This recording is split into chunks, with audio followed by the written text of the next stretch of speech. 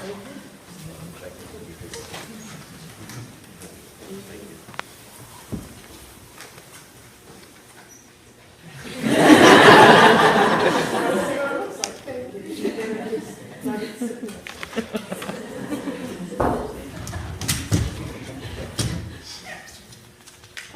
those of you who I haven't already talked to, I had back surgery last June 16th, and it went very, very, very well. And then right afterwards, I got an infection in my back, and this has been, I've really improved. This is 9 months, and I've really improved. So I will do my best here. Thank you, Scott. Scott said in his welcome to the conference letter that the conference is a place to reconnect with longtime friends, a place to recharge, and a place where those new to the field can be challenged to make a difference. It is wonderful to see all the people at this conference. When I joined the board in 2003, we only had 2 paid members of PAEE, Beth Bollinger and Patty Vathis. Even the board members weren't members and paid their dues. We had a lot of people that thought they belonged to PAEE, but they hadn't paid up. So it's good to see it's growing, and I'm assuming that you guys are paid members. My credentials, and I'd like to tell you a little bit about my experiences. My journey into environmental education was inspired by my father. We lived in Pittsburgh and did not own a car. This meant walking and streetcar riding. In my elementary days, we lived above Millvale's football field. So when we got off the streetcar, there was over a mile walk and Pittsburgh steps to get home. My father never passed a piece of litter that into his pocket it would go, and I danced around him singing, "Daddy's a garbage man." Do you know that teaching in Pennsylvania requires you to use a framework of environmental education? It isn't a separate subject. It's to be woven throughout the day. I always knew I would be a teacher, and with teaching came a lot of opportunities to share the environment with my 3rd graders. I had told them to always be prepared with boots, hats, and mittens if they heard a snow forecast like you heard yesterday.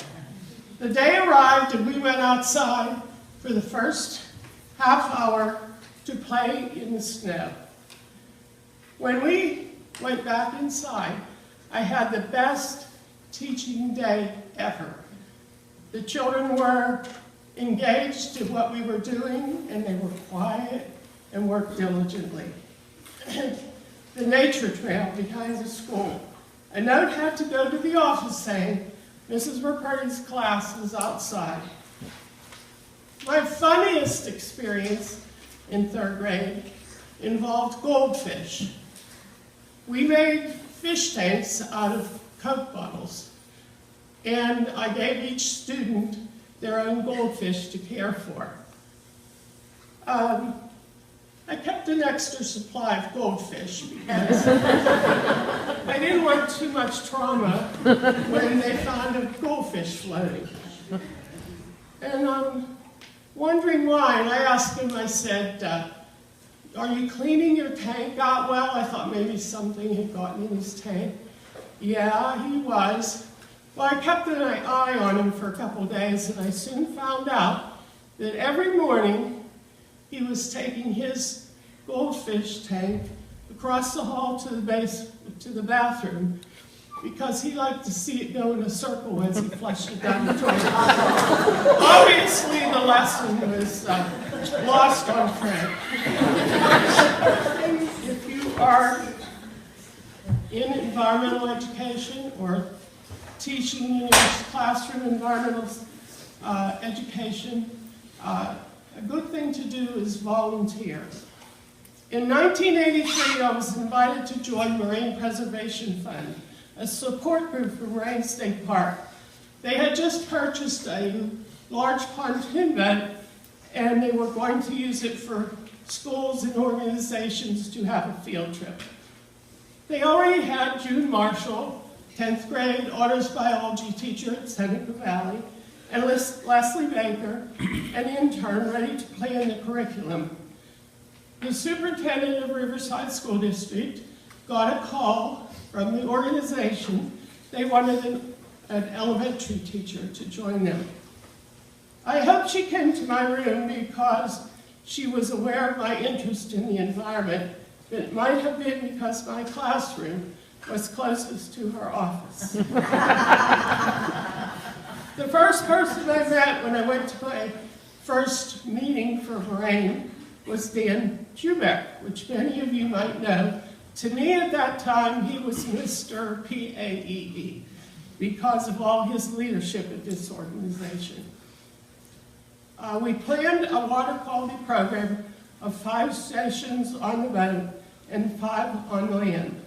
Special beat experiences when I got to facilitate the program.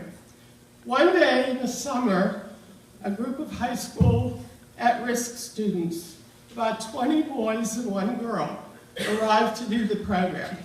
They swaggered onto the boat, tough guys, and I assigned them to the 5 tables to do the program. We no sooner got out on the lake than an unexpected storm blew up. The boats going back and forth, rocking, circling the anchor, the wind's blowing hard, and those tough guys turned white and clung to the tables. They hadn't ever been on a boat before. But the storm quickly passed, and they went right to work and did an excellent day on the boat. It was when we had completed the program, and I was privileged to take my class on the first trip. They were working at the stations, and a little girl in the back was looking out the window, and she said, "Mrs. Roperti, an osprey." Now, I had told her about the Osprey Reintroduction Program, and this was 3rd year into the program, so it was possible that an osprey had returned. And I was a little skeptical. But I looked out, and to me it looked like an osprey. And Barbara Burt, who some of you know, had come along for the trip that day, and she thought so too. And yes, it was the first return in our program of osprey number 21 that we had raised 3 summers before, and he brought a wild female with him and established a nest and raised 3 eggs.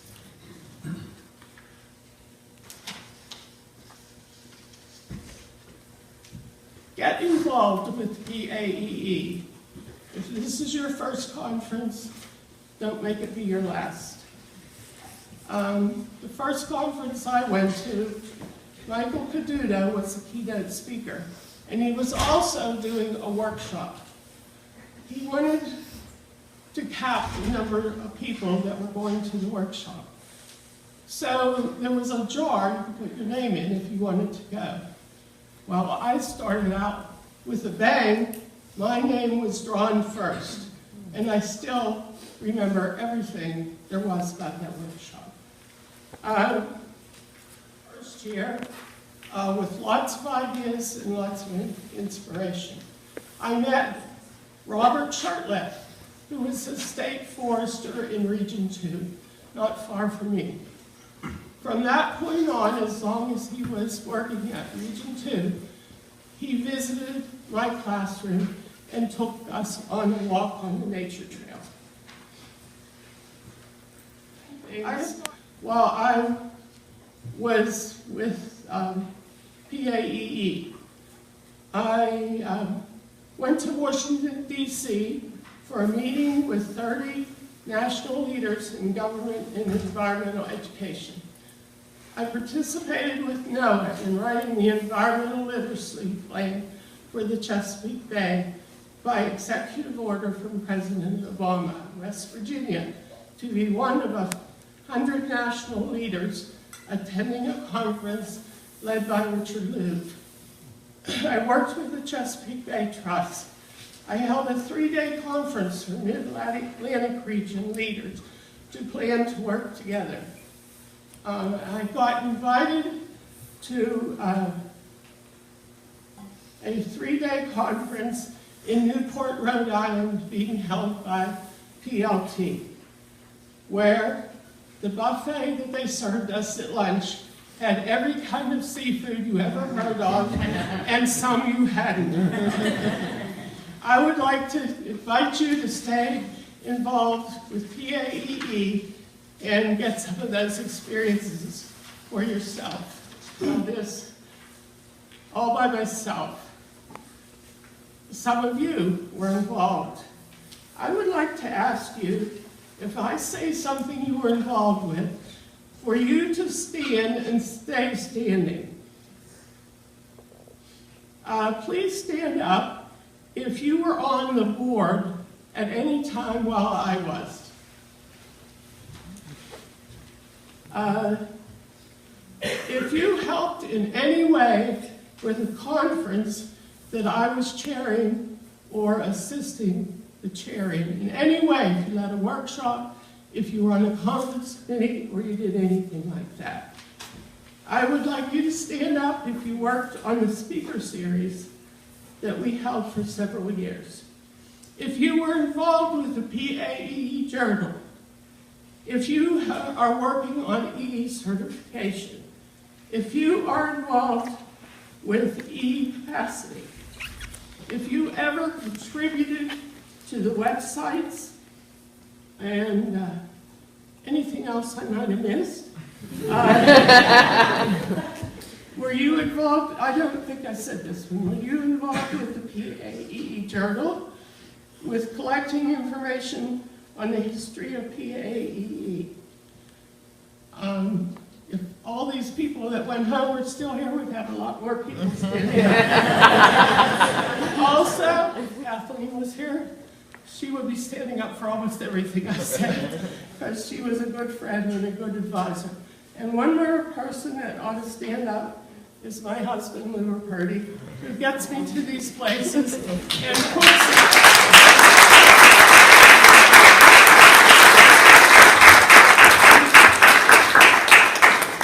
puts up with grants that I call no clean sock grants.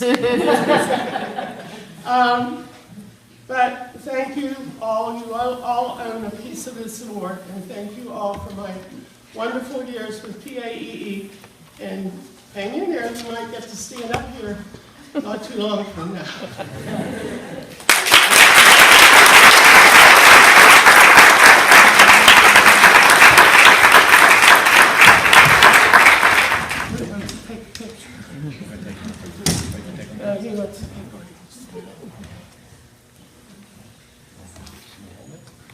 I'm afraid I'm going to drop it. I can just pretend I'm holding it. The Keystone Award recognizes an educator who has dedicated their life to advancing the quality and opportunity for environmental education in Pennsylvania.